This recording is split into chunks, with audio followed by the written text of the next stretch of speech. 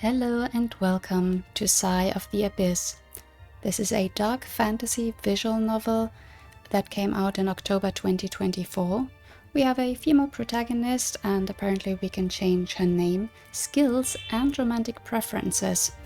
There are male and female love interests in this, so I think you can choose which gender you're interested in. There are of course multiple endings, and also some scenes are apparently fully voice acted. Very curious about that. The shop page does list quite a few content warnings. Among them are ritual self-harm/suicide, euthanasia, mutilation, and also loss and grief are major topics, so you are hereby warned. But yeah, let's have a look. There it is, content warning. This is a work of fiction. Names, characters, places, etc. are products of the author's imagination or are used fictitiously. Any resemblance to actual events or locales or persons, living or dead, is entirely coincidental. This game contains content not appropriate for all ages, and that might not be appropriate for viewing at work. Blood, ritual self-harm/suicide, implied nudity, violence, mind control, loss of will, kidnapping, murder, euthanasia, gore and mutilation, stalking. So, turn around if you don't think you can handle those, but we're going to continue.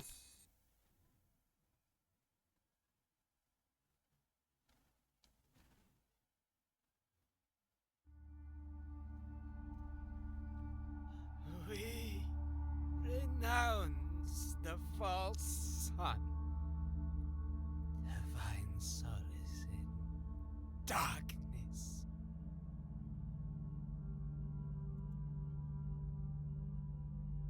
May blood be our witness. We set our sights on the abyss so that it may gaze back at us.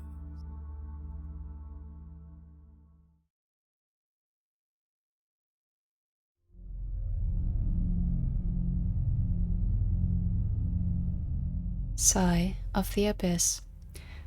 Oh, okay, right in. We're all born naked. Open your eyes as the envoy. Is the achievement we got right away. The heaviness that numbed your thoughts lifts from you. Air fills your lungs. Your fingertips slide across the slimy, cold surface beneath you. 6 bodies lie around you. Some are slumped against your bloodied cradle. Others are curled on the floor like broken dolls. Corpses, all of them. When your eyes fall on the hollow face of the closest one, you hear a whisper. The voice is faint and you cannot make out what it is trying to tell you. Who are you, or what do you want from me? Okay, let's do our first sneaky save.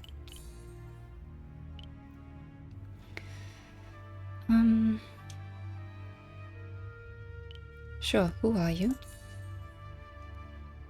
More whispers meld into a cacophony that forms no words, one that feels so familiar. Look at the corpses or ignore the corpses. Let's look.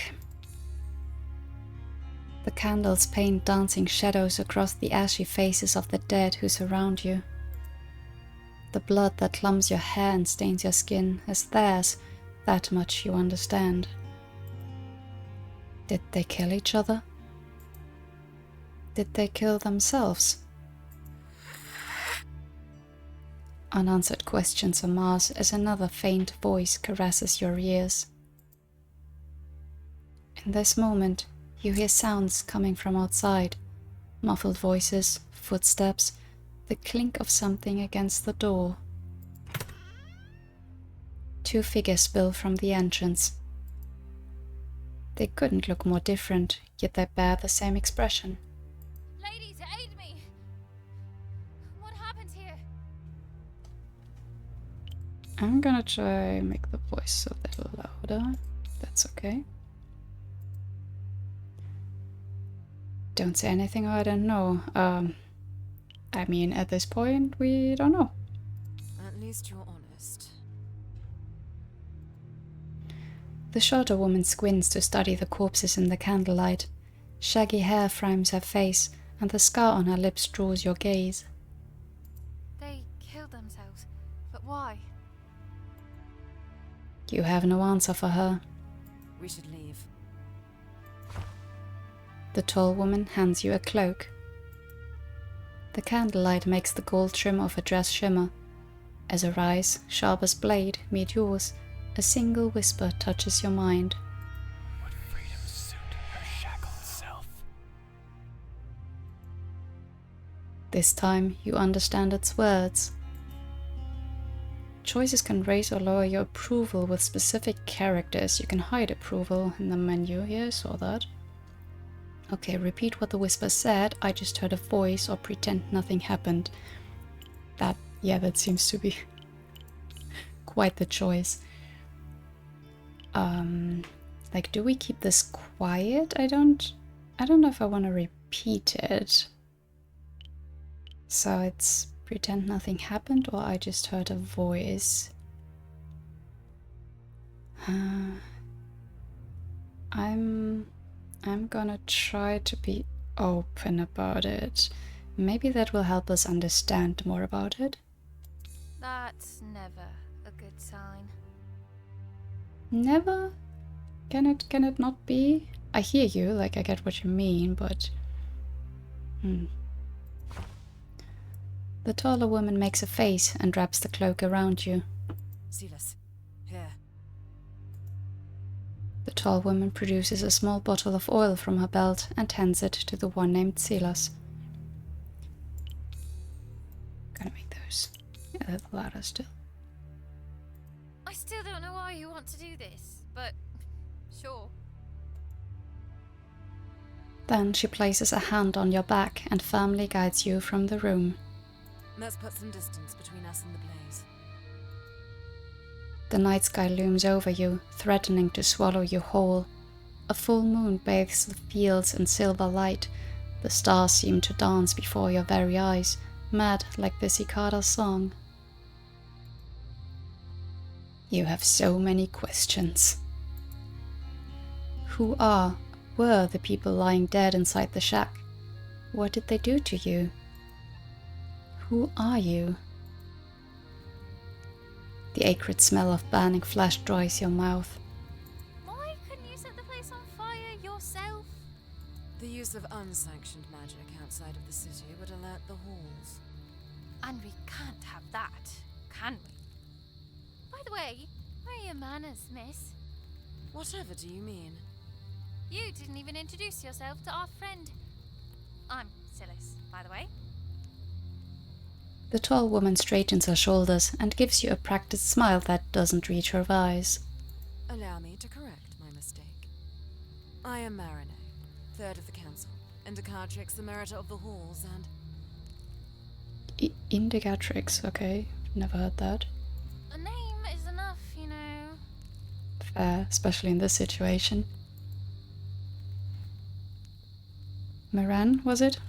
Because the way it's written makes me think it should be Marinette. Okay. Maran purses her lips. What about you? I was told to rescue someone, but I wasn't given a name. Well, we don't know, do we? You search your memories. Fill in a name. Okay, so we can type something or we can... Okay, so they're giving us some choices. I saw on the shop page there was one name. Sarah, Rivera, Malia. Okay, lots of choices, that's good, because I'm not so good with coming up with names and I don't really want to use mine here. I don't know, I don't think it fits the setting. Ah yeah, Valentia is the one that I saw on the shop page. Saphira, Lior. Interesting. I think I'm going with Livera. I don't know, I kind of like that. You are sure of it? Sounds real nice. Thank you. Maran eyes you up and down. not unkindly, but also without any traces of warmth. You're in dire need of a bath. Flames lick at the roof of the shack, burning the bodies inside like a sick furnace. And shoes. Silas gestures towards the dirt path slithering through the fields. The walk is going to hurt. Unless... Silas crouches next to you and produces a dagger. Just cutting some strings from the cloak, don't worry. While we wait, would you mind answering a question for me? Sure. I have questions of my own. How can I trust you? I will answer as best as I can. Lie. No, I'm not going to lie. That doesn't seem to benefit us right now, or... I mean, lies are always tricky, right? I do have questions. How can I trust you? Of course we can't. We just kind of have to.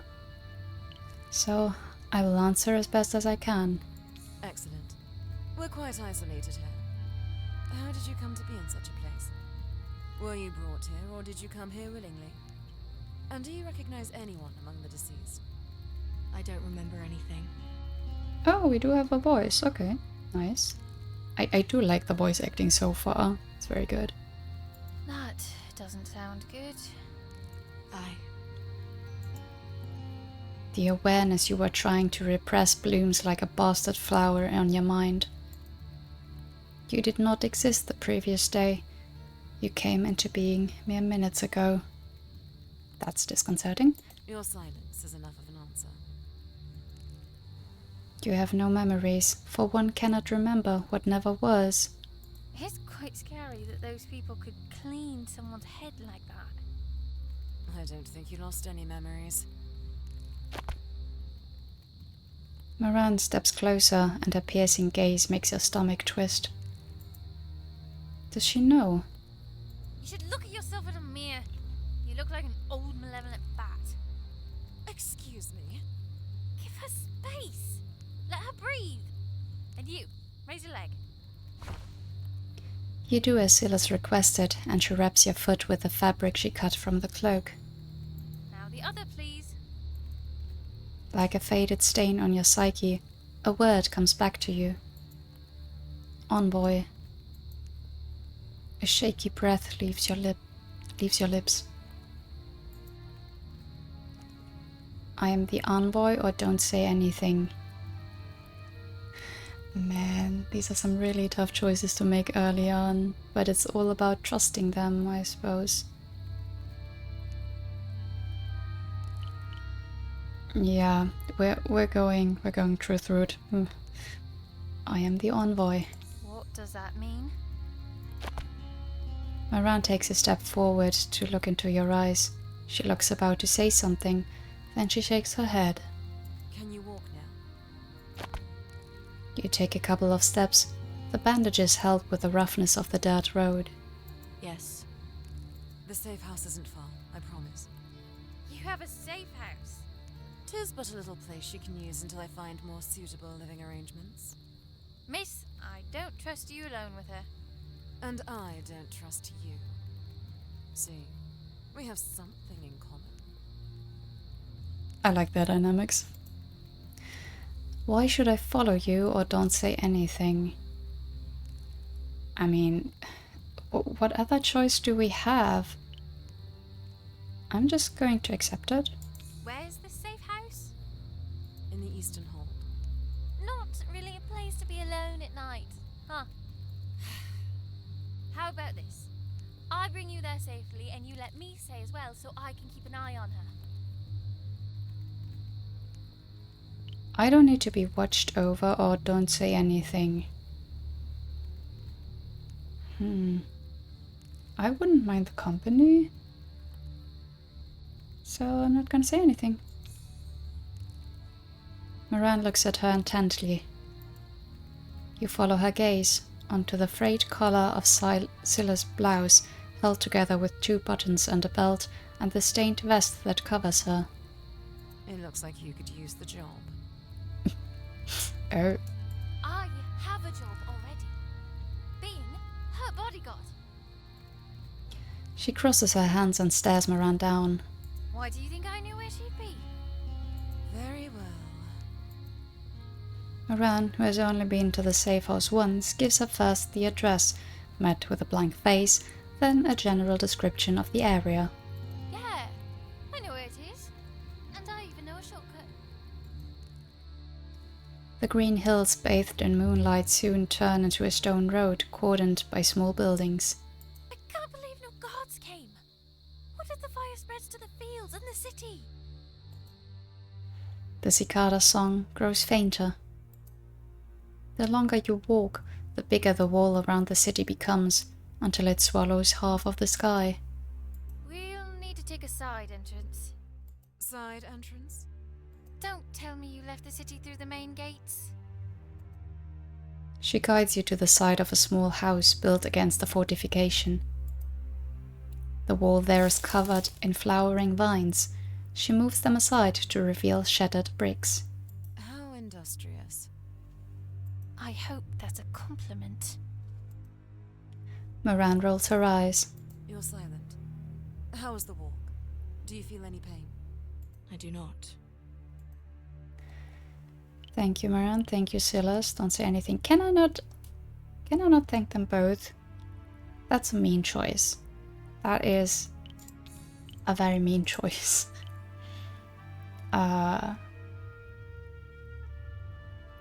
It's also, the thing is, right now, Scylla seems to be more sympathetic to us, and I like her energetic attitude. But Moran being, like, cautious of us is not unfounded. Like, I totally understand that. So... it's mean. It really is.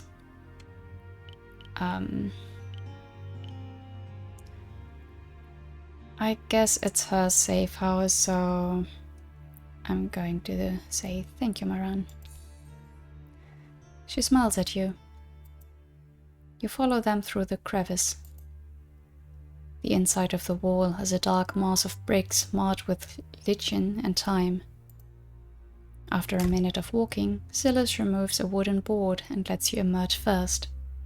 Welcome to the old stomping grounds. Progress saved automatically. Okay, so some autosaves, that's nice. Let's stay quiet. The city guard might be slacking, but we still don't want to alert them. This is Carolisa. You have unlocked a codex entry. Click on the entry to read more. Okay. Okay, quite a lot of entries. Carolisa is a marine city-state with a bustling harbour and vibrant sun-drenched streets. Built over a promontory crowned with a citadel and flanked by canals and fortifications, the picturesque city is the home of reclusive noble houses, flourishing merchant guilds and poor alike. Its advantageous position in the Middle Sea has made it much coveted among its neighbours, but Carolisa has always fought for its independence. Okay.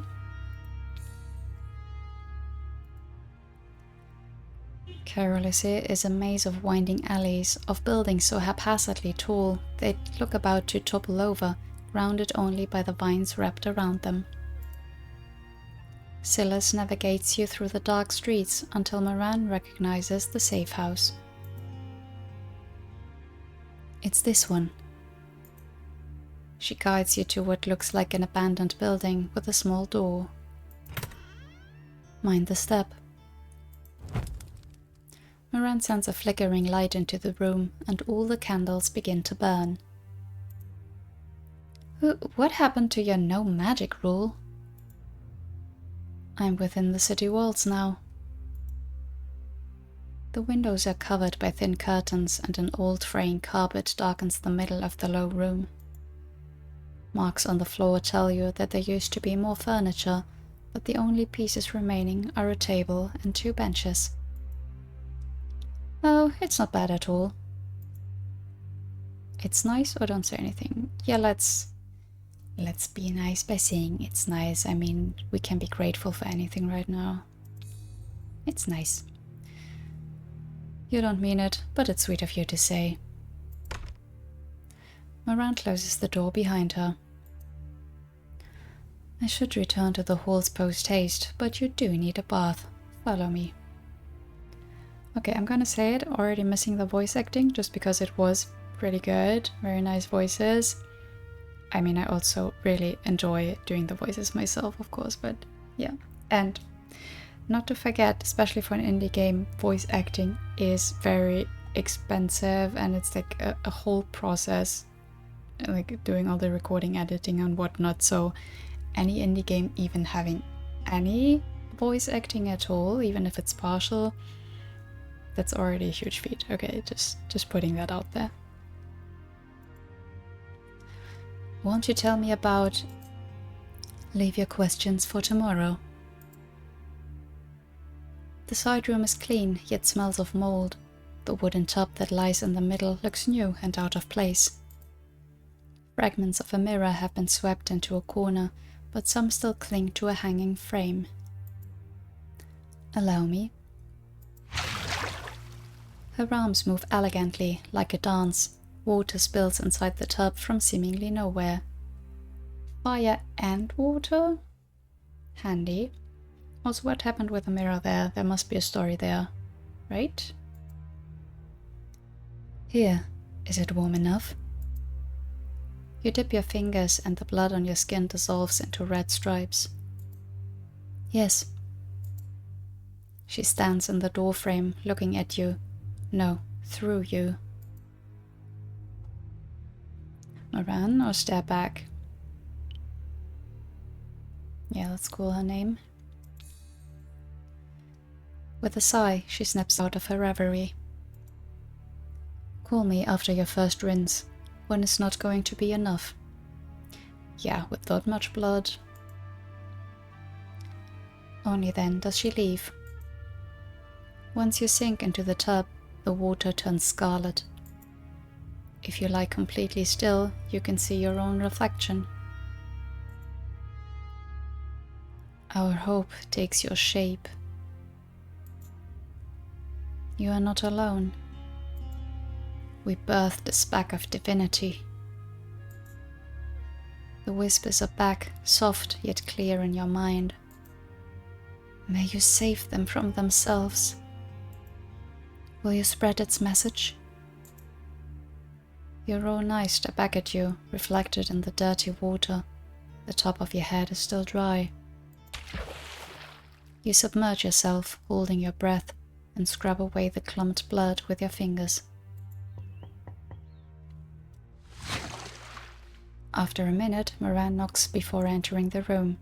With a curt movement of her arm, the dirty water drains from the tub and vanishes. Another fluid motion makes new water appear. Here's a cloth to dry yourself.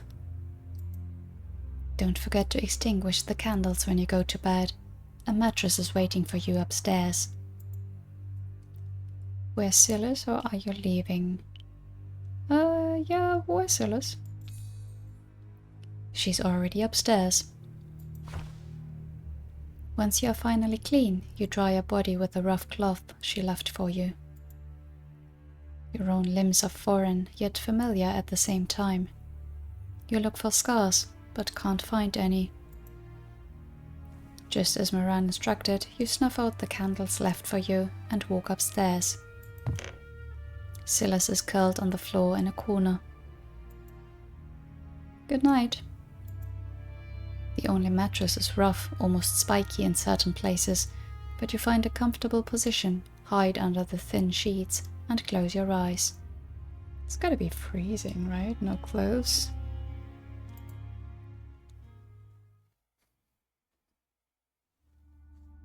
You awakened during her last breath, nursed by their blood. Human in appearance, abyssal prowess not yet, neither and both a liminal equilibrium that you shall shatter, its envoy. Who are you? You are given a glimpse of the abyss. The abyss? Yes, its envoy. It shall touch you. It shall bestow upon you the gifts of the flesh, of the mind, of charisma. Okay, the abyssal powers. Physical prowess improves your endurance and agility and gives you supernatural brutish strength. Shadow magic allows you to manipulate the shadows, giving them physical form and even merging with them. Interesting.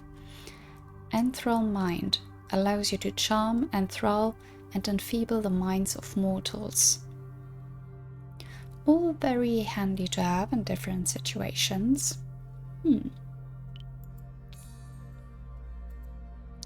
Okay, allocate the gifts of the abyss as you see fit. Skill points remaining 7, and those are the 3 categories. So I think I want to do this quite balanced. I don't want to put my eggs all in one basket. And from the descriptions, I feel like shadow magic might be for me. So yeah, I'm going with that. Instrument of the abyss, manifestation of its voice, you are the harbinger of the darkest hour, the destroyer of the false sun. May your will be done.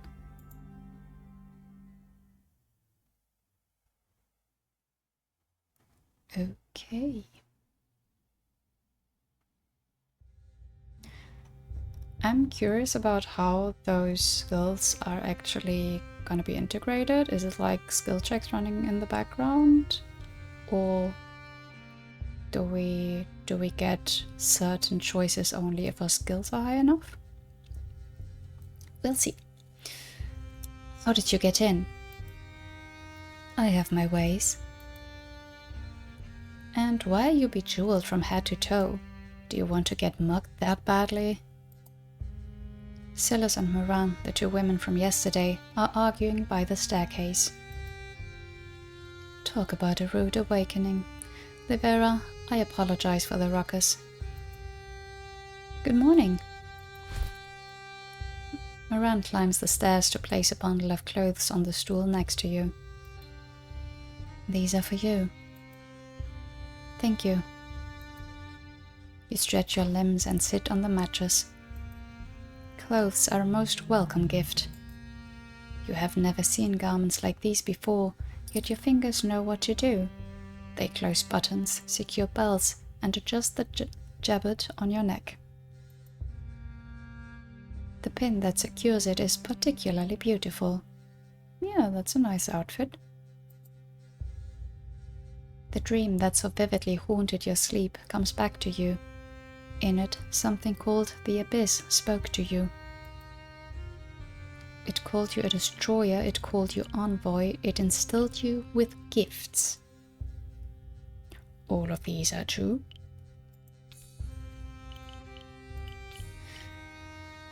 But what are we focusing on, I think, is the thing. I don't want to be a destroyer. I mean, destroying what? It says the false sun. What does it even mean?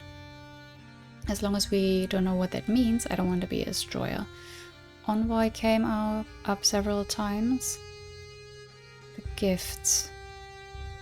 I think the gifts might be the most important for now. So I'm going with that. You feel different, more aware, more grounded. The status button has been added to the text box. Summary of your envoy. Okay, this one. Status. Okay, are these gonna change at any point? Once you finish dressing yourself, you head downstairs. How much is all of that worth? That is none of your concern. Ladies aid me. I'm just saying that if you sold an earring or two, you could let her stay in a better place. Hey there. Oh, talk about a transformation. I'm pleased to see that everything fits. Yeah, how come everything fits? Silas reaches out with her hand. Let her touch you or step back. Yeah, I mean she's doing us no harm.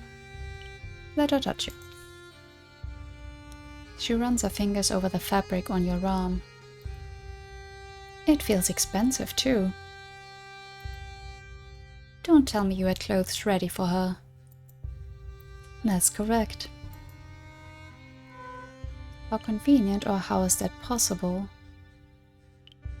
How convenient is so sarcastic, so I'm gonna say, how's that possible? The garments were left in my care by... Rather than telling, she makes a vague, forced gesture. They were left in my care just like the safe house. I would have brought them with me yesterday had I known you were without. It's a good thing you didn't. All that blood would have ruined them. Moran shudders at the memory. By the way, are you hungry? Look at what you brought. Dozens of puffy pastries are neatly stacked inside a small basket. Don't make me hungry. Moran takes one, then gestures for you to serve yourself. The meat inside is savory, and the taste is new and welcome. The crumbs, less so. There's gotta be a downside to everything. Do you feel a bit better? Don't talk while eating. I feel better, or I still don't trust you. Again, we don't really have a choice, and so far they've really only helped us. I definitely don't feel anything negative from Scylla so far.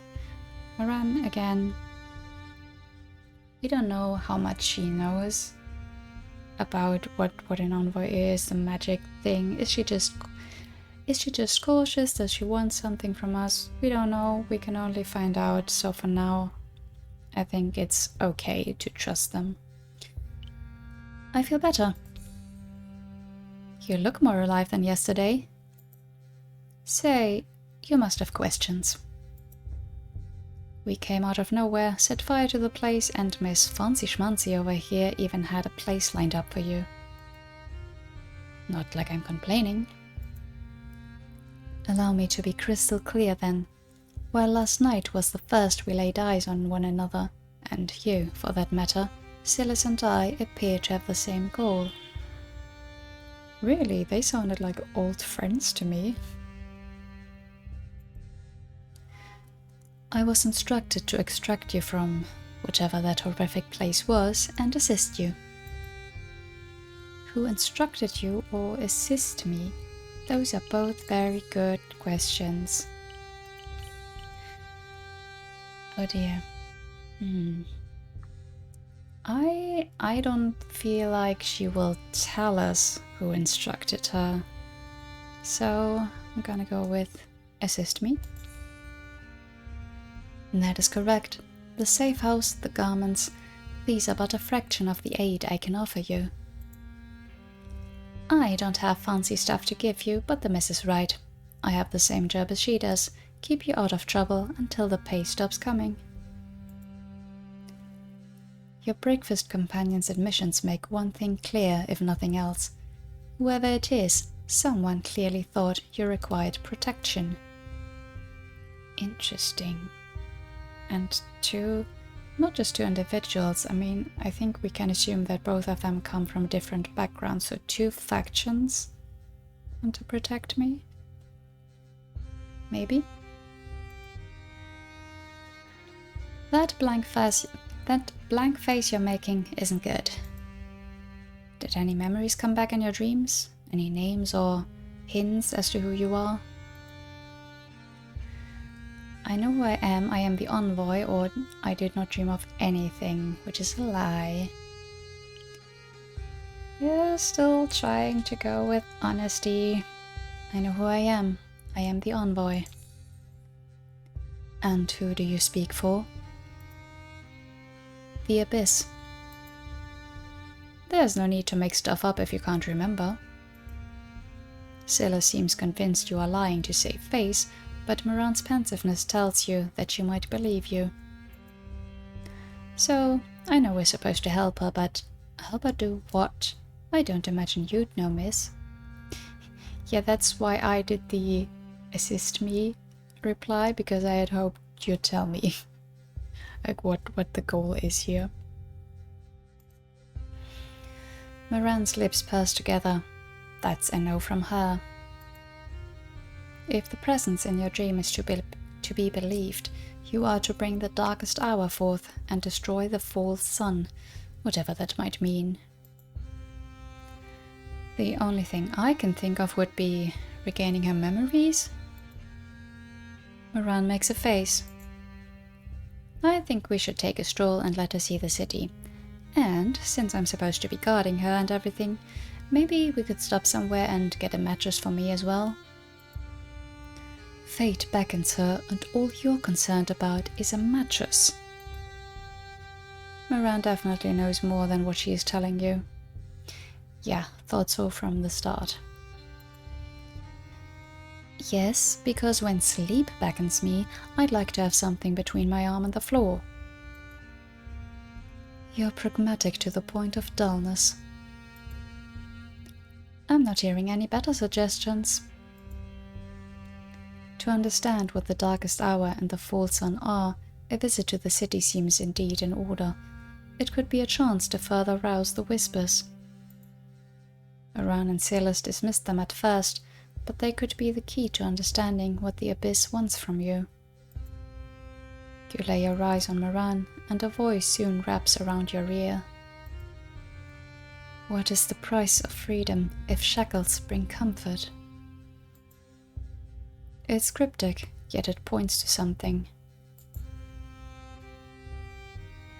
Yeah, I mean, it was talking about freedom before in relation to her, so she is bound to someone, an organization, something.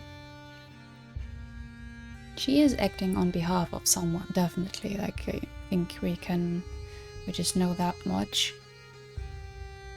And she might be shackled by them, is what they're saying.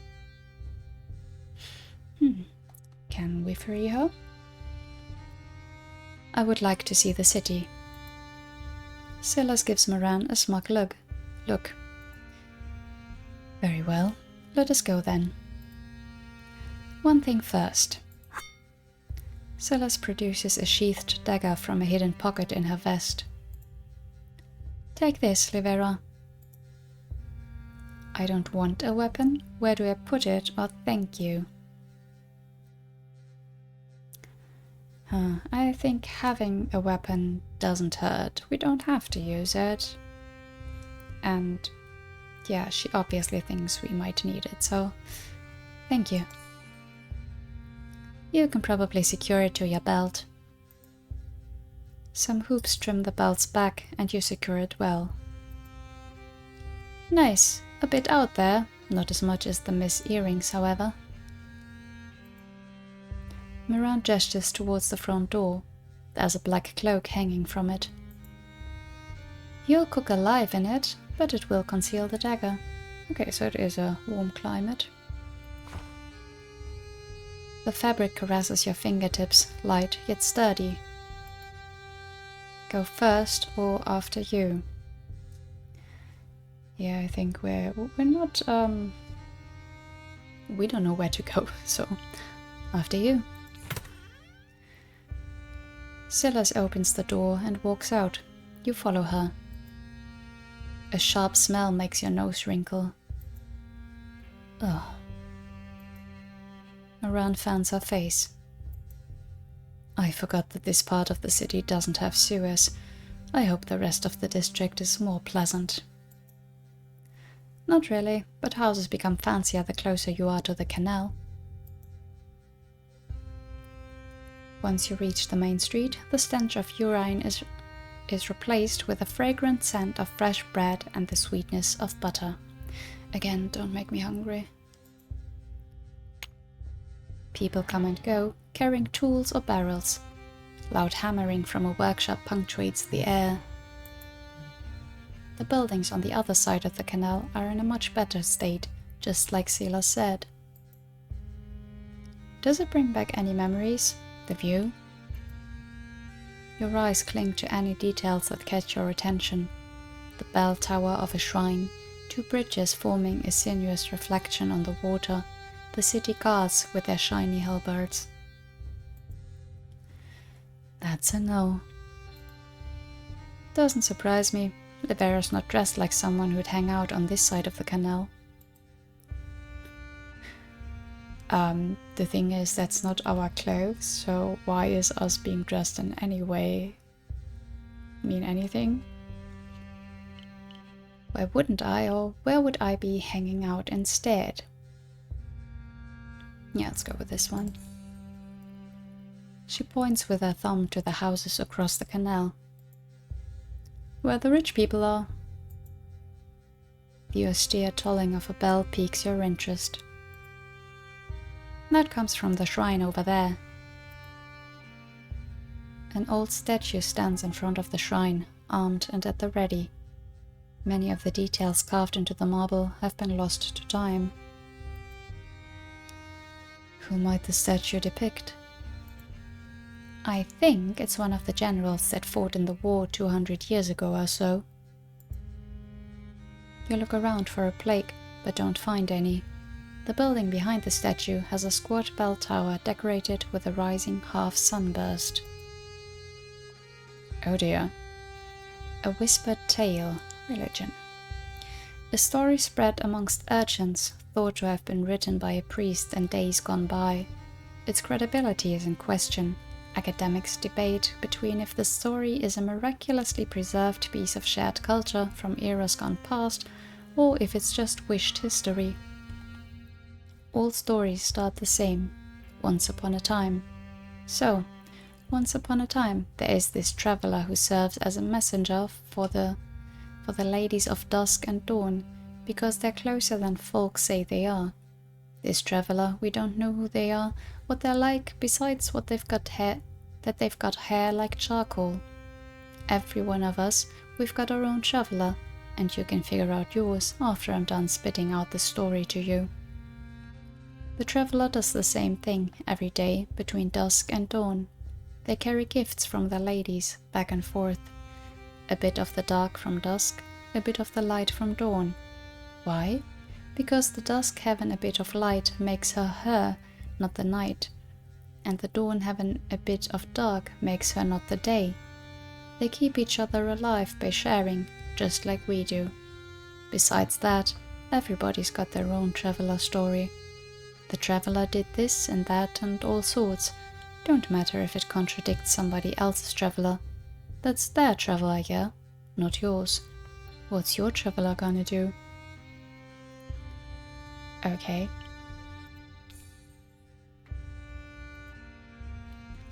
A single whisper gifts you a cryptic remark. The rays of the full sun are sharp like daggers. What is that supposed to mean, or that's not helpful? Both mean the same thing. Also interesting that we cannot save here. What is that supposed to mean? Deep they burrow under stone and tears, where lives are exchanged with a venom-filled kiss. Yeah, same, Livera, same. Livera, what is wrong? Nothing. Ask them about who is worshipped here, or don't ask anything. Yeah, it doesn't hurt to get some more lore on the place. What or who is worshipped here? Silas looks at you, scandalized. How could you forget about her? She lost her memories, remember? But it's the goddess we're talking about, not some schmuck. Moran rolls her eyes. This shrine is dedicated to the Lady of Dawn, the first aspect of the Triune Goddess. Look at the symbol that decorates the windows. The sunburst is rising. When you see it setting, it means that the temple worships dusk. The two halves joined in the full sunburst form the symbol of the prime sun. That was pretty thorough. Now you remember, right, Livera? You don't. we could lie and say I do or I don't. So again, let's try to stay honest. It doesn't, like, we could be like, oh yeah, sure I do. But that doesn't help us, so I don't. Silas is speechless. Do not shame her. I didn't say anything. The shrine is oddly quiet. Yeah, no point in staying here. Of all the bridges that connect the two halves of the city, Silas tells you that only 2 can be accessed on foot. Those are called the Twins. The Twin Bridges, an artificial canal, cuts Caerleon in 2 halves.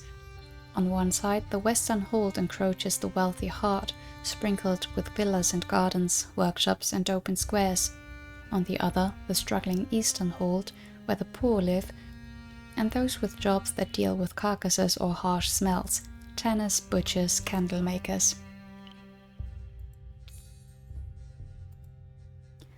They say that if you keep taking one over the other, bad things will happen.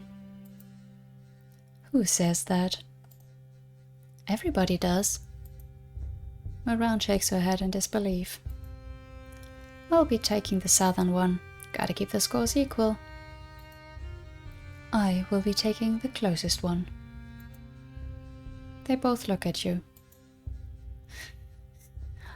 Man, I'll go with Silas or I'll go with Moran. Both intrigue me. Why are you already making me choose? I guess since Moran said it's the closest one, I'll go with her. Silas sticks her tongue out and walks away. Okay, that also notified us of some progress there. See you on the other side. Now that you are alone, Moran sighs heavily. Good riddance.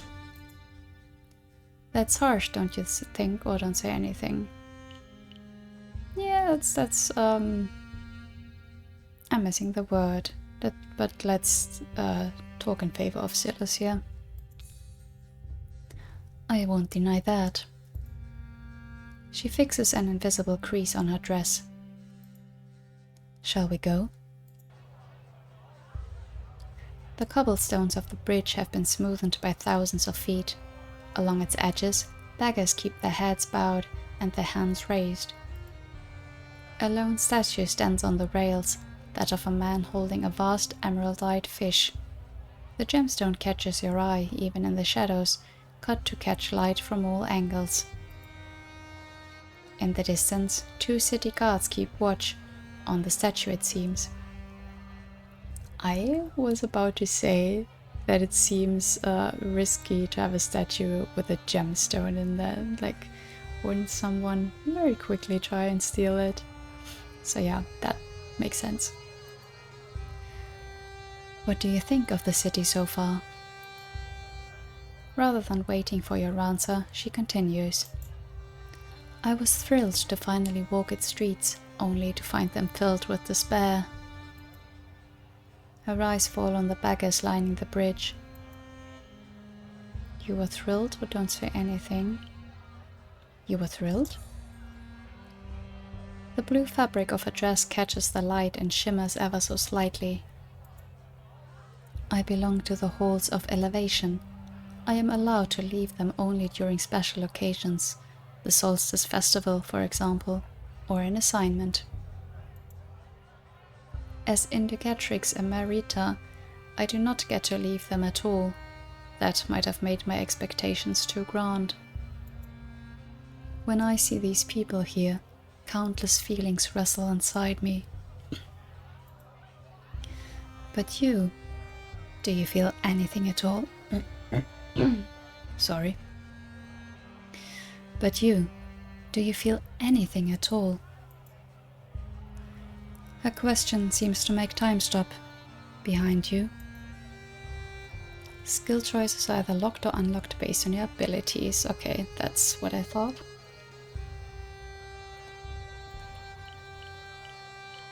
So these are all unlocked for us, but they show like the prowess, the shadow thing, and troll mines.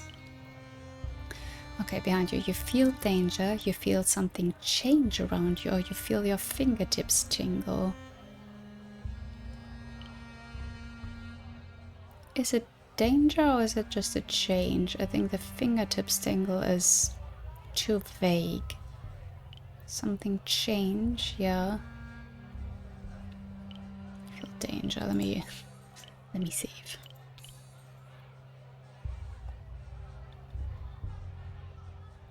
Huh.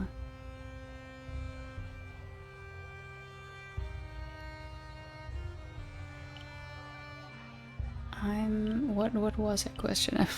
Wait, log. Do you feel anything at all?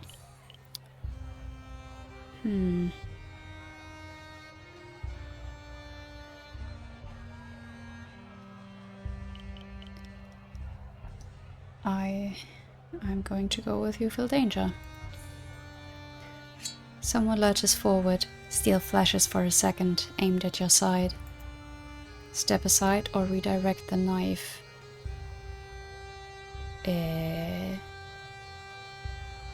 Well.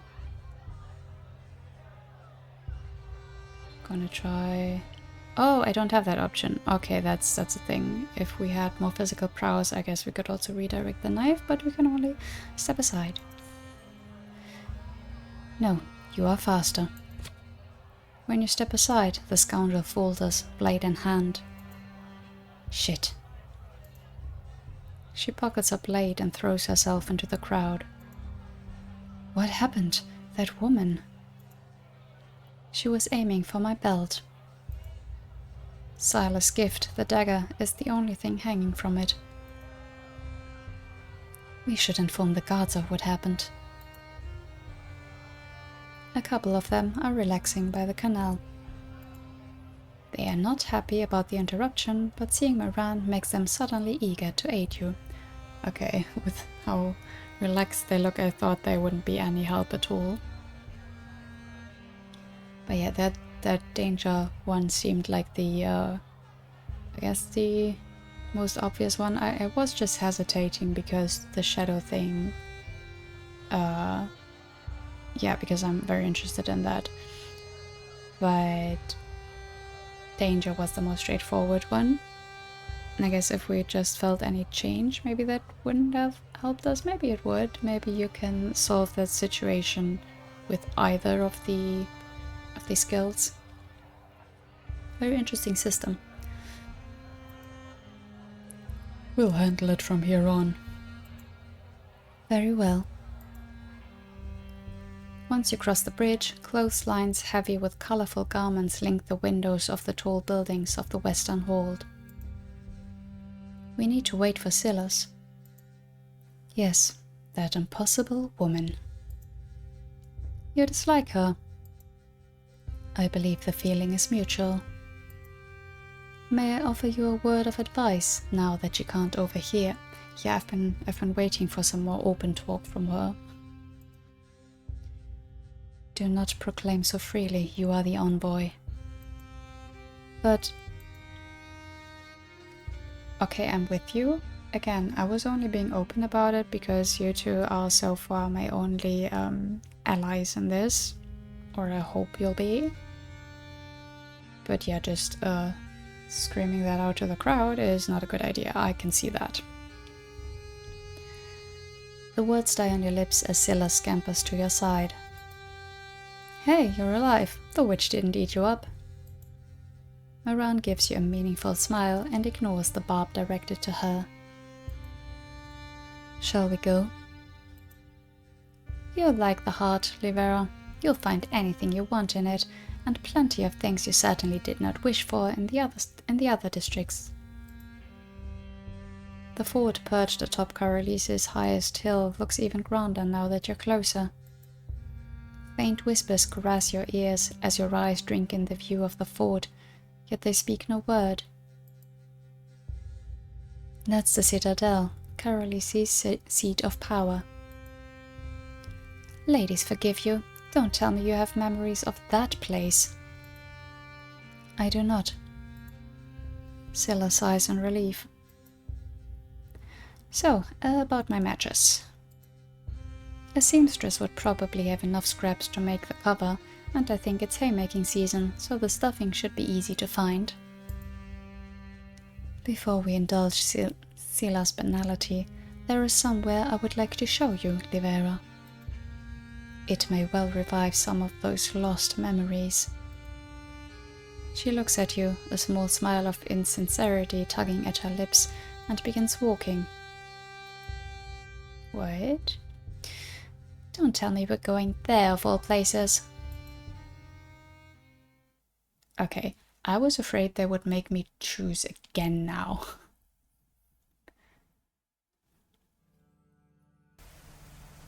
Because the thing is, yeah, different options with the different characters are always interesting. But also, I first want to have some ground to stand on. I need some progress for the story and the character. The square that opens in front of you is surprisingly leveled, given the hills Carolise has been built on, and it's not made of stone, but instead water. A palace with a shimmering roof flanks two pools separated by a marble walkway. Fancy. How can the water placidly flow instead of splashing? Much coveted is freedom, but what is its true price? You're not sure what you can do with that cryptic question. This is the place I call home. Unfortunately, one can't simply walk inside. Gives me the chills.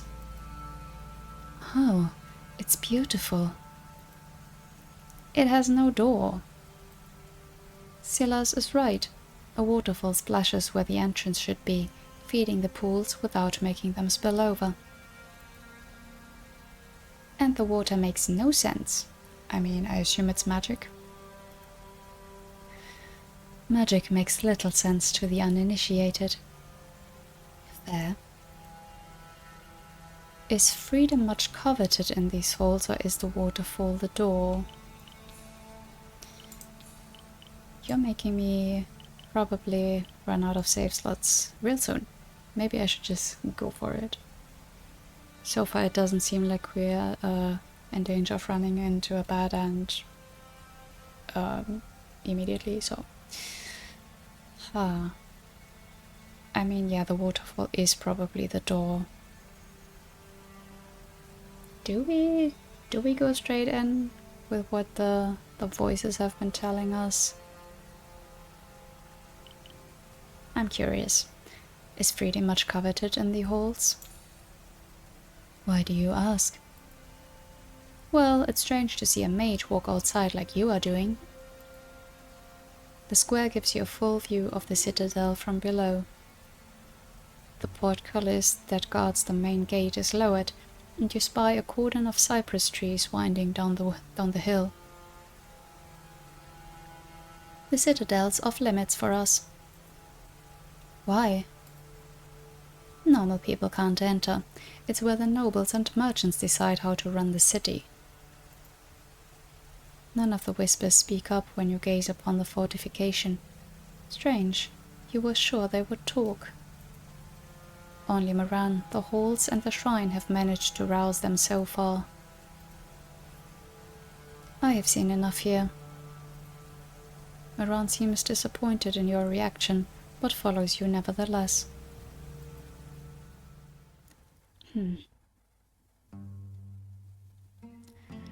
The crumbling remnants of a wall mark the old perimeter of the city.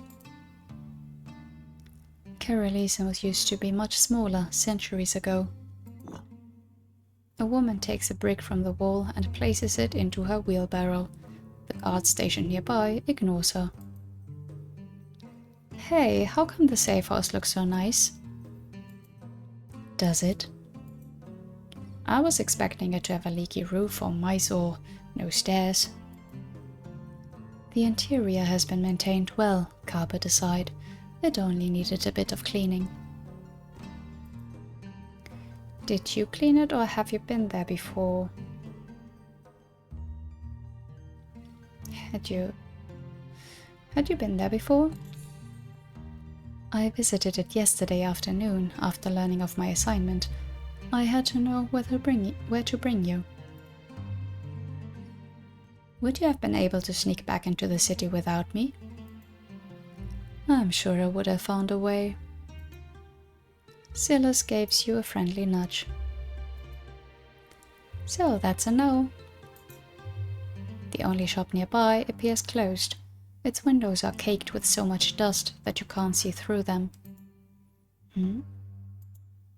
Inside, someone is carving a line through the dust with their finger. It forms the petals of a flower, and soon another stem follows. I didn't know it was closed. The Hand of Piety. What a name. Piety? Piety? What does it sell? Is there a story behind the name? Is there a story behind the name? Well, it's a pawn shop. Lots of desperate people come to get out of trouble. That doesn't make the name any better. I bet you two would like browsing the wares. Lots of pretty things inside, and some real weird ones too. Maybe they even have a mattress. The person inside the shop keeps scraping on the dusty window, adding details to the petals of a flower.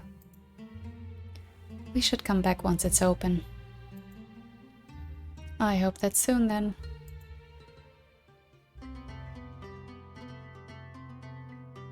Okay, really just getting to know the city, nothing too big aside from the one that tried to get our knife.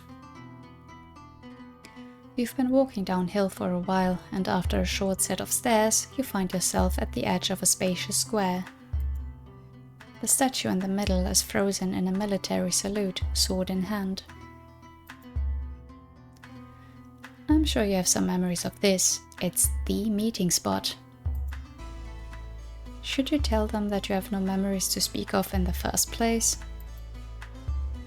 Say, meet me at the rest to anybody and they'll know what you mean. Who does the monument honor? We're in Archie's Rest, so take a guess.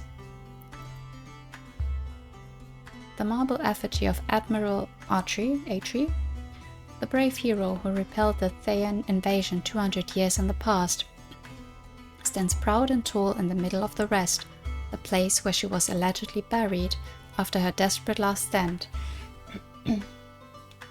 Aside from a shiny foot, her statue bears another peculiarity, a hollow in the chest which used to house the medal the real Archie used to wear. Crafted at the beginning of the invasion, when metals were used for weapons instead of commodities, the medal was sharply cut jasper stone. Okay.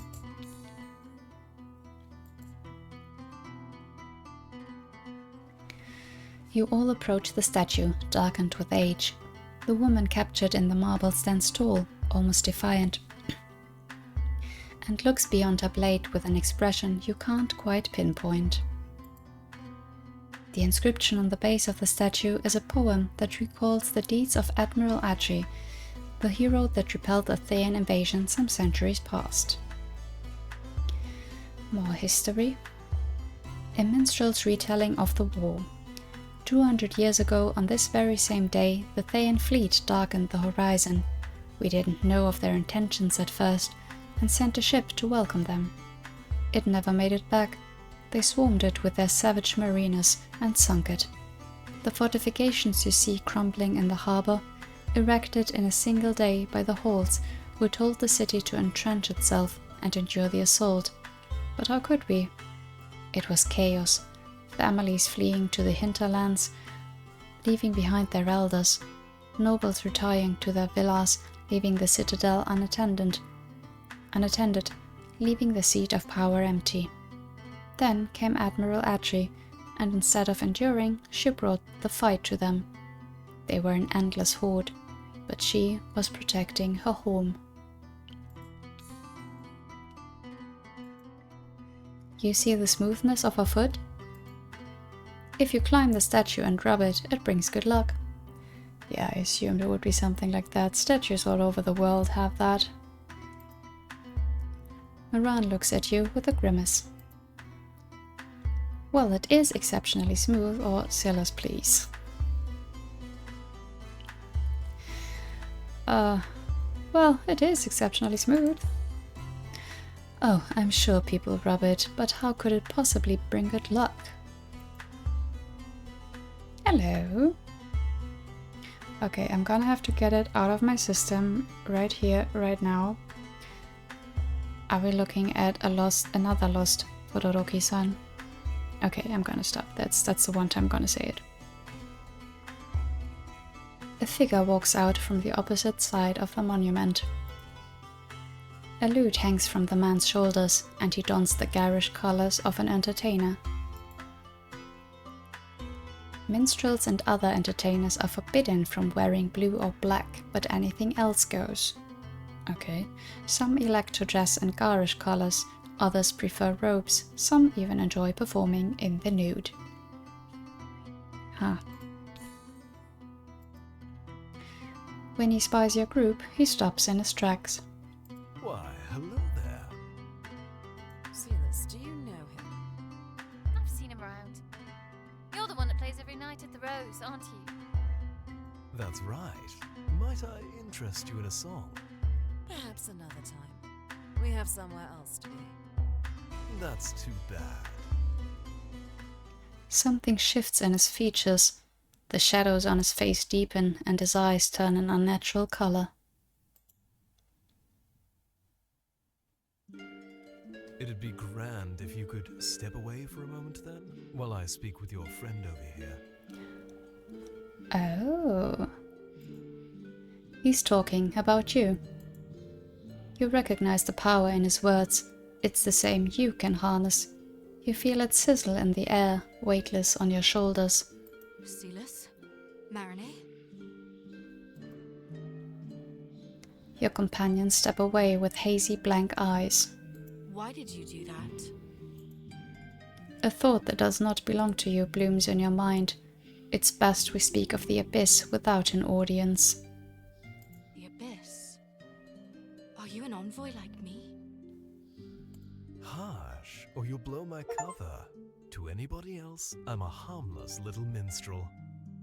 My eyes are up here is the achievement we got. I jest. My name is Alpheon. And you are? Call me. Call me Libera. You are not the only envoy. The thought fills you with comfort, the thought makes you restless. Huh. I don't know. I guess it's good to have someone else, like, bouncing off of the sharing information. Let's go with comfort. Your uncertainty does not feel so daunting anymore. Yeah, I mean, it is kind of good to know we're not totally alone in this. But also, what does that mean in the greater picture? I don't know. My, you're full of questions, aren't you? Did you too awaken among corpses, or do you hear whispers as well? I think the whispers are more important. Not anymore, but I used to when I first awakened. Oh. He studies your face for a moment. Odd. I sense your agitation, but it's fainter than it should be. Your humors are unnaturally balanced. Okay. May I? What do you want to do, or let him touch your forehead? Yeah, what do you want to do? To touch you. To inject a tiny bit of my magic into you. To stir your humors. I know what you're going to say. Isn't balance supposed to be good? Not when it leaves you unfeeling. You nod. He lightly touches your forehead. The shadows grow darker on his face, then he smiles. You deserve to experience what emotions feel like. the numbness that caged your feelings is dissipated by his touch. Your insides twist, a spark lights your eyes, and you feel... Humor choices influence the tone of your response and shape your personality. You can read more in the codex. Wait. It's not here. Oh, okay, it says here. Sanguine, you feel excited. Phlegmatic, you feel grateful. Choleric, you feel like you overstepped. Melancholic, you feel anxious. Wait, can we... Codex? Is it gonna be in here?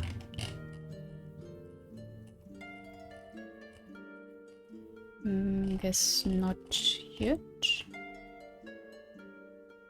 Oh, there, the 4 humors. Sanguine, you are cheerful and carefree like the wind and can always look at the bright side of life. Phlegmatic, your introspective, thoughtful nature makes you well liked, but you tend to mask your emotions. Melancholic, uneasiness and fear make you cut the conversation short. You believe in caution above all. Choleric, just like fire, you follow your impulses and fuel them with biting words. You are one for action. Okay. What do I feel like? Excited or grateful? I'm gonna go with grateful. Thank you. Your lips curve in a smile on their own. Don't mention it. Now, if you'll excuse me, I need to... Status menu will now highlight your dominant. Okay, these are here again. So what we most used will be shown here. So right now it's phlegmatic. Okay. Wait. You need to know more. What is an envoy? What is it that the Abyss wants me to do? What is the Abyss? Alphion's smile becomes pensive. When your blonde friend thinks about ripping away the golden earrings of the other, and she pictures her bloodied prize, the Abyss is thick within her. When your elegant friend daydreams of a scented bath and the languid touch of a lover, the Abyss drips from her thoughts. How do you know that? I am very good at reading people. An act of violence begets the Abyss, but an act of love does as well. So, passion? Wants? Contradictory, no? It doesn't sound right, yet it is. Alphion beckons Silas and Moranit to come forth. Wait, I said... I should be on my way. You get one more question. Just one? The whispers, what do they want from me? Why are the whispers not telling me anything about you? Where are you going? Only one. You think of what to ask. No. I have a feeling, I thought so already from the descriptions, that phlegmatic will be my my dominant trait. But yeah, whispers. What do they want from me? He said he doesn't hear them anymore. So this would be interesting, that why are they not telling me anything about you?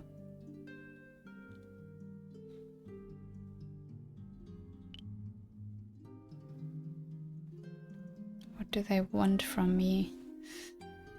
I want to ask more than one question. Of course I do.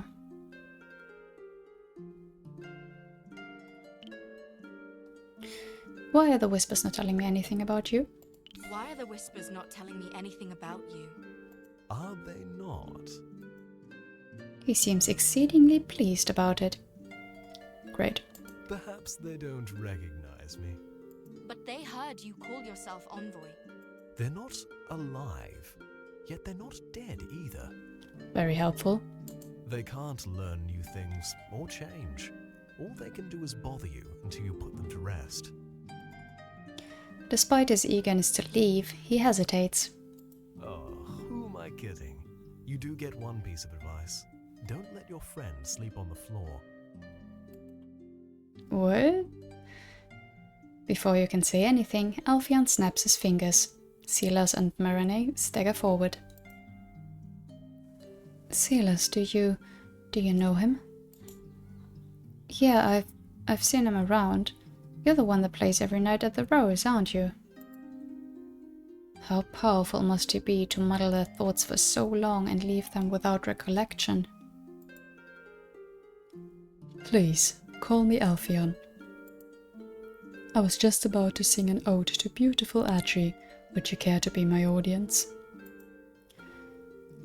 Let Marinette answer, or perhaps another time. Someone tell me if it's Maran or Marinette. I cannot really hear. The voices are a tiny bit low on the names.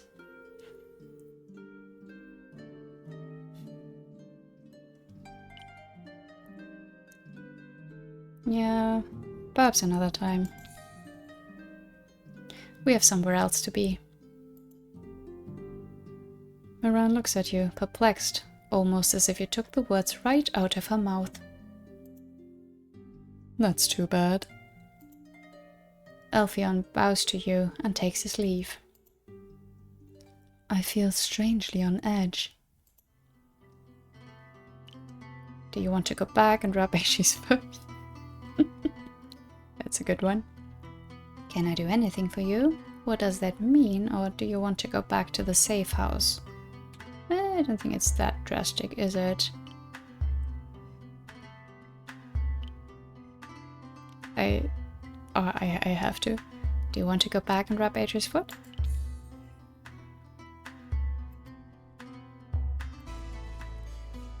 Maran looks scandalized, and so does Silas before breaking into a chortle. Something happened to you. Did it? Maybe. Yes, I feel more like myself. Nothing happened. Or is it bad? Let's go with this one again. Yes, I feel more like myself. I'm glad to hear it. I can't blame you for feeling weird after whatever they did to you. Shall we go? I believe we were looking for a mattress for you, Silas. We are? Huh. Maran does not hide her displeasure. I know just the place.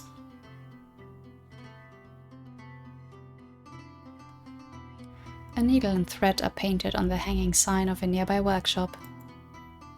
Silas's confidence falters once she searches her pockets. Shite. Do you two mind waiting for me here? It depends on how long or why. Do you need to do something? Well, obviously, she needs to get some money. But yeah, why? Do you need something? Yep, get paid. I'll be right back. She runs off before you can say anything. Ugh. Instead of waiting. Again. Marinette approaches the bustling workshop. Several people are rolling threads into spools, cutting fabric and stitching.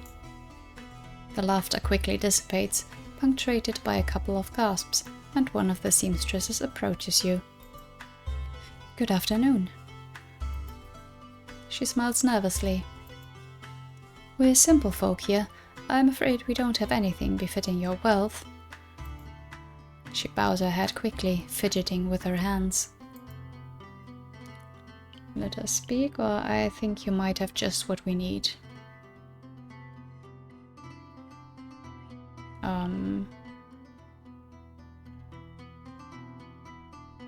I want to see what she says. Why do you mean the work you do?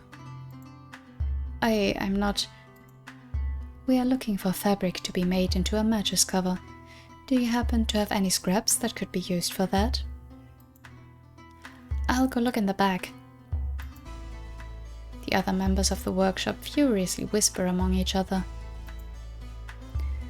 Do Do you think Silas will be here when it's time to pay? Are you suggesting a friendly wager? She won't. What if she will be? I hope so.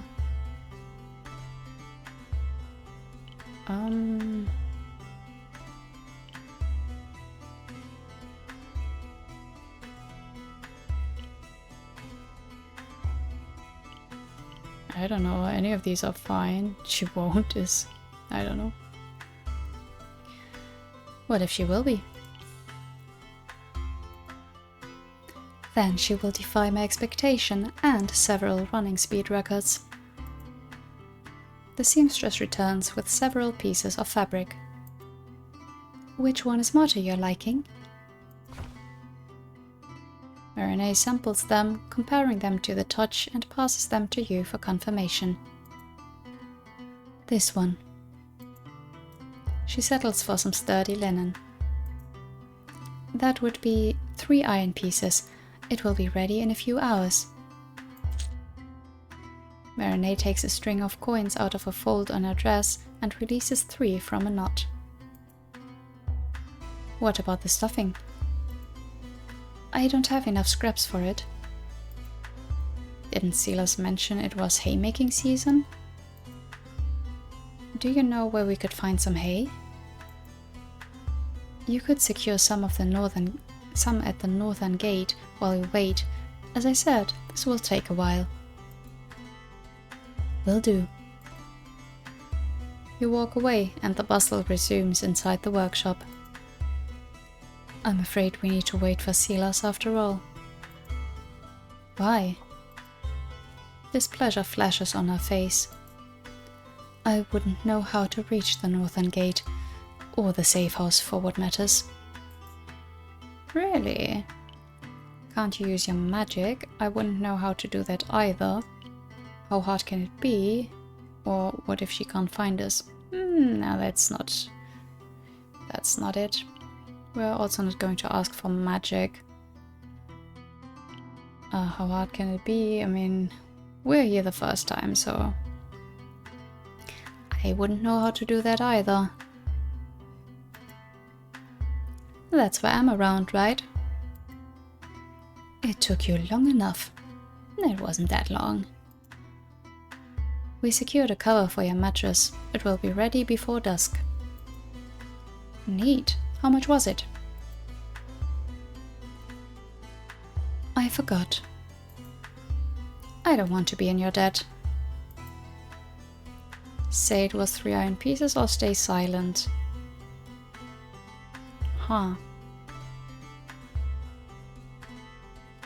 Yeah, I mean... I don't think her paying was really meant to be a kind gesture, was it? I'm gonna say it. Marinette rolls her eyes, then she shows Silas her open palm. 3 coins fall on it. Now we're even. The seamstress suggested we secure the stuffing. The northern gate might be a good place for it. Yeah, it's close to the fields. Follow me.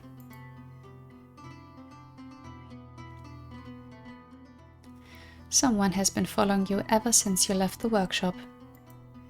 Sila seems to have noticed it as well. She throws a glance above her shoulder every so often.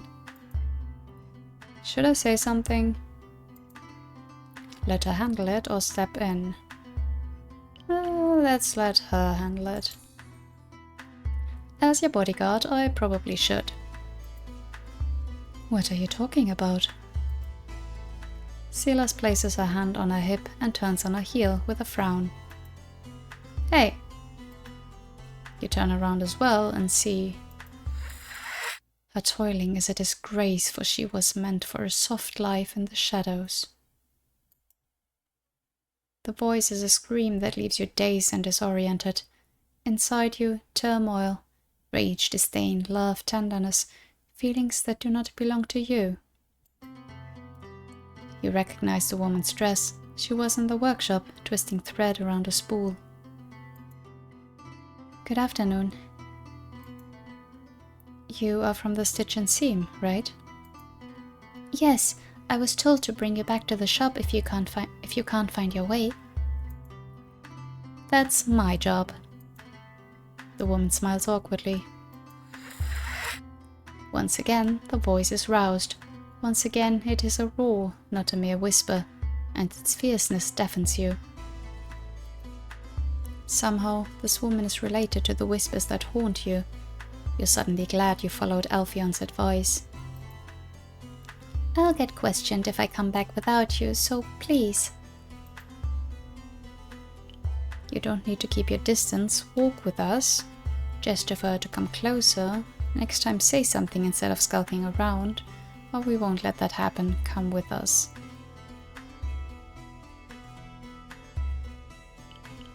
Huh, is she honest, really? Weird, I thought that's an excuse.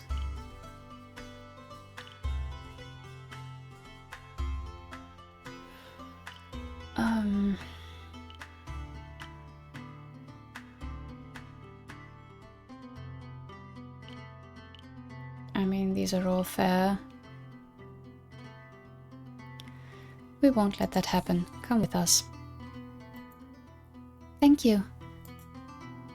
You resume your walk, following Silas in a silence, quickly broken by the voice only you can hear.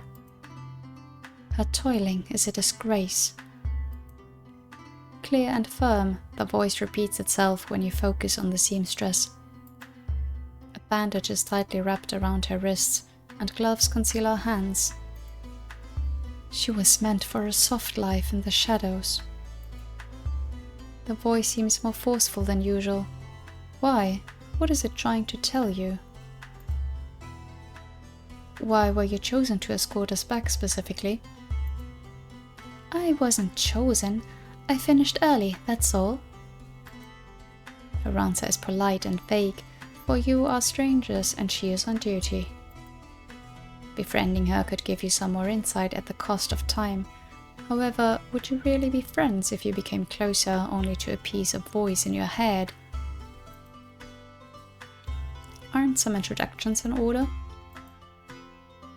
Marinette and Silas seem surprised, but introduce themselves to the seamstress, as do you.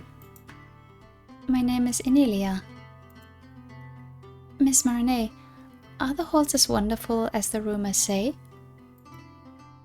To the senses, they are a wonder that puts the citadel to shame. Silas rolls her eyes at the poetry, but the seamstress is delighted with it. Will you use your magic to bring what you need back to the workshop? Not while outside the city walls. Or inside, if you don't want to scare people away. We can borrow a wheelbarrow. I'm sure there are plenty around the gate. Marinette glares at her. What? I'll return it when I'm done. The northern gate is peaceful at this time of day, and the two guards stationed there throw you a glance, straighten their posture, and let you pass without questions. How about this? You secure some hay while I find our way to carry it. I'd rather you not split up. Don't worry, I know my way around the city. The miss doesn't, so you should stay with her. Libera, want to help me?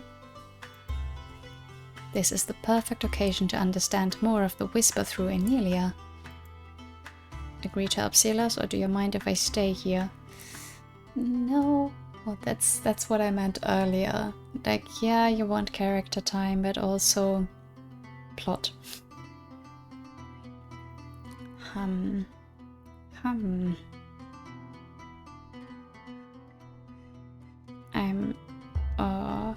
It hurts, but I'm going to choose plot.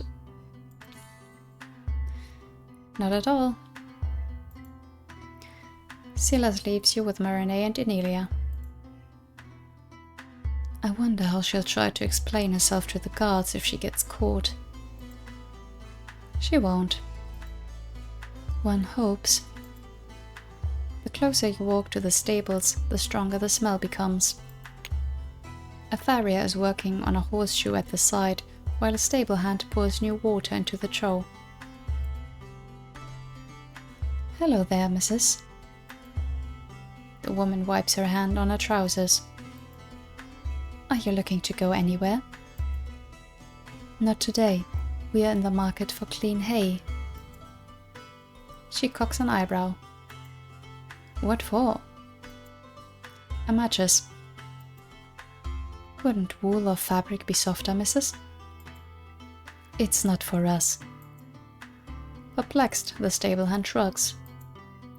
All I got has already been munched on, but I should be getting some fresh hay soon, if you feel like waiting. We will have to, it seems. You take refuge under the shade, away from the smell. Ugh. Not a fan of bees. I hope we won't have to wait for too long, or don't say anything. Not a fan of beasts? The only critters I enjoy are fireflies. How specific? They do not smell nor sting and are pleasant to look at. Very valid. Cats do not smell nor sting either. Even more valid. Thank you, a girl to my liking. Cats lose their fur. Sadly true. She fixes a crease in her dress. In the distance, you see Silas leaning against the door of the blacksmith. This would be a prime opportunity to ask Enelia some questions. Does your wrist hurt, or is the pay at the stitch and seam good? That seems very straightforward. I don't know if she's going to go with that. Does your wrist hurt? She raises her bandaged right wrist. It is Grace. After many hours of stitching, yes. I would take it off, but I might have more work to do once I go back.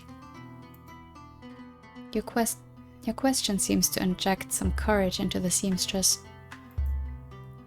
Miss Marinette, is it true that the grand hall of the halls is field of golden wheat?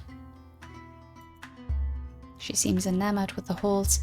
Perhaps you can leverage that. It's true. One's first step inside the halls is always through the field of ignorance. Is it a real wheat field? Do all the other rooms follow similar naming conventions? What a name. Let Marinette explain. Do all the other rooms follow similar naming conventions? They do, and each one is grander than the previous one. There is also a library carved inside a giant tree, is there not? The tree is ancient, but not of giant size. The perusers are small, once compared to all the knowledge contained within. A wagon heavy with hay arrives at the stables, pulled by 2 oxen, who immediately start drinking. The stable hand gives a pouch of coins to the farmhand, then she calls you. Missus? The hay is green and fresh, and looks softer than the one in your own mattress. How much should we take? Should it still be green if you're stuffing it in a mattress? Shouldn't it be properly dry? I don't know much about that, but... You didn't give the workshop any measurements, so Enelia helps you approximate the size of the cover and how much stuffing is needed. That'll be an iron piece, miss. That's steep, or don't say anything. I have no idea if that is steep, so I am not going to say anything. Marinette pays without a comment. How will you transport it? With this. Silas approaches you with a wheelbarrow. Okay, so we hardly got any time to get information out of her, sadly. Should have known. I see. Good luck. She takes a pitchfork and begins pulling the hay out of the wagon. I don't even want to ask how you managed to get one. I bet on it. You'd lost big time, but I was serious when I said I'll bring it back tomorrow. I have no use for it. Well, what are we waiting for? She begins taking handfuls of hay and putting them into the contraption. The Stitch and Seam didn't have the cover ready when you came back, so you left the wheelbarrow with Anelia and decided to have an early dinner.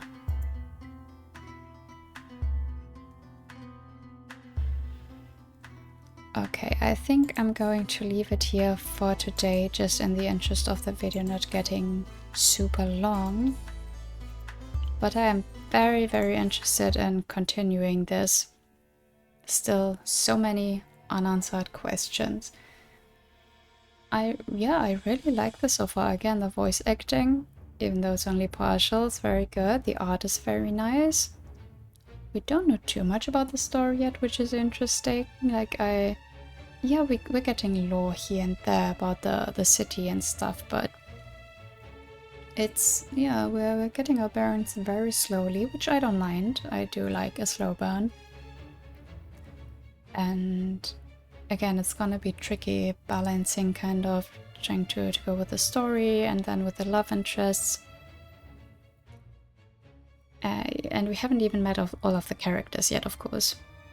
But yeah, very, very interesting. Now, I did play this first part for the Fall in Love festival that's still going on until the 1st of October, so when this is up, this should be tomorrow. You can currently still get the game at a discount as well for the festival if you wanted to play it yourself. For the festival, I did start a few longer games, so I'm not quite sure when I'm going to be able to continue this. I'm hoping for weekly updates, but I cannot promise anything. So if in the meantime you wanted to check out the game for yourself, I'll have the link in the description, both to Steam and itch. But yeah, that was it from me for today. As always, I'd appreciate if you'd let me know your thoughts in the comments down below. Thank you so much for watching, and until next time, bye bye!